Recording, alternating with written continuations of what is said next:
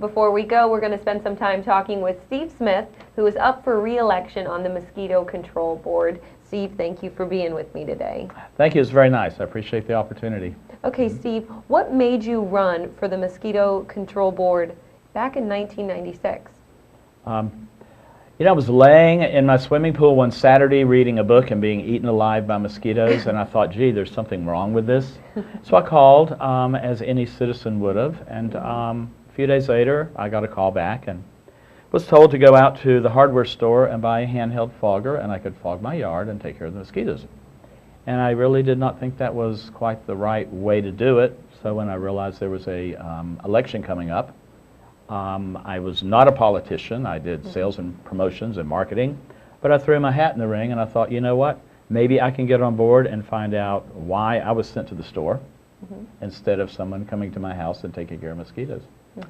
And that was the beginning of a very interesting journey for the last 15 and a half years. Okay, well, let's talk about the last 15 and a half years. What have you done on the board, Steve?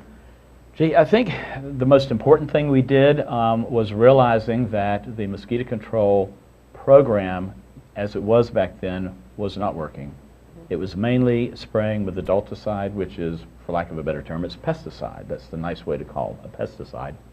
And we were using a huge amount of a larvicide that was not working all over the county. So we made management changes. We hired a new director who came on board. And started looking at the way we were doing things. We also realized about midway through that first year that we didn't have any money. We had to go borrow $500,000 to make payroll. So I was chairman my first year on the board, and I decided what was the most important thing to do was get the organization fiscally solvent, find out what we can do to provide mosquito control here effectively. And mosquito control, a lot of people look at it as nuisance. It is nuisance to us and to our visitors, but the primary thing is public health. And we were blessed during those early years that we didn't have any issues with public health that we were aware of. We were just trying to get a handle on nuisance mosquitoes. So, in effect, over that period of time, we rebuilt the budget. We replaced an aging and rusted out fleet of trucks that didn't work. We built a new building in Marathon, which we had operated Marathon out of a little 3-bedroom house that was built in the late 1940s.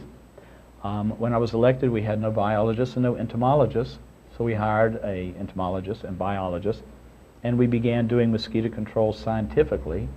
And I'm proud to say today we use about 80% larvicide versus 80% insecticide, and we still effectively kill mosquitoes, and we're not putting any unneeded chemicals into our Keys atmosphere. Wow, so you guys have done a lot in the time that you've been there. Yeah, it was broken and it had to be fixed. Now, what would be your goals if you were to be re-elected? There's several things that I'm very concerned about. I believe heavily in our commissioners becoming educated. I am not a biologist, I am not an entomologist, nor will I ever be, but I attend hundreds of hours of classroom education every year to know that what we're doing is the right thing, but find out how other mosquito districts are doing mosquito control.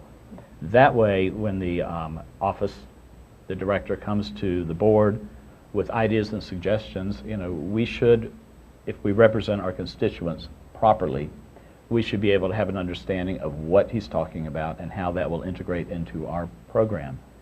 I think it's also extremely important to maintain our domestic program that we have. And if you don't know what that is when you call us with a service request and somebody pops to your front door, or they just knock on your door in the middle of the day and walk through your yard and check and help educate you on why mosquitoes are breeding there and why you're having a problem. Mosquitoes aren't just appearing. They normally are breeding in standing water, and it could be anything under a deck. It could be a tarp over a boat in your backyard. So we have this really great domestic program that has helped us reduce the mosquito population dramatically down here. I don't want to see that being tinkered with right now. We need that program, especially when we had the dengue fever a couple years ago. It's easy to say we've had no cases in the last year and a half, but that doesn't necessarily mean it's gone away. Right. The Aedes aegypti was here before you and I, and will be here when we're gone. We just have to keep their population down to a bare minimum. So those are a couple of areas, and I stress with my fellow commissioners the importance of education every time there's an opportunity. I just don't always get a lot of response to people going.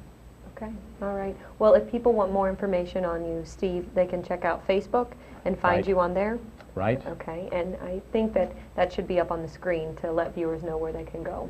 But Right. thank you so much for talking with us this morning, talking about your platform and what your goals if you were to be reelected. Yep, I appreciate it, and my phone is listed in the phone book. Mhm. I travel a lot for my real job, and I have taken phone calls about mosquito business when I have been all over Europe, all over South America, and I've actually attended mosquito meetings from hotel rooms in London and in Peru and in Germany, because I think it's very important for the commissioners to always be there and have a voice in the decisions being made. Wow, okay. Well, Thanks a thank lot you for so- having me here. Thank you so much. That's going to do it for us today, everyone. I'll be back tomorrow at 7 a.m. and again at 8:30. Have a great day.